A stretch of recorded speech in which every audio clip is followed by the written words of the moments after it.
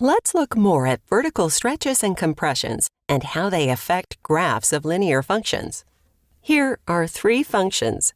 F of x equals 3x, f of x equals 2x, and f of x equals x. Now, let's graph the functions. What do you notice about these first three linear functions? The higher the coefficient, the steeper the line. Now let's look at two more functions. F of x equals 1/2 x, and f of x equals 1/3 x. What do you notice when the coefficients are less than 1? As the coefficient gets smaller, the lines get less steep.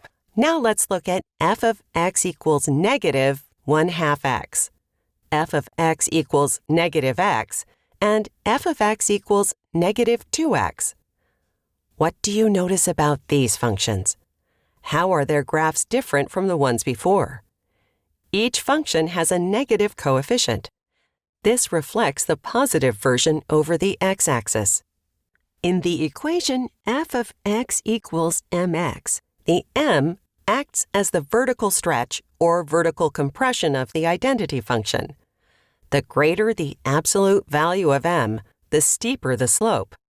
When m is negative, there is also a vertical reflection of the graph.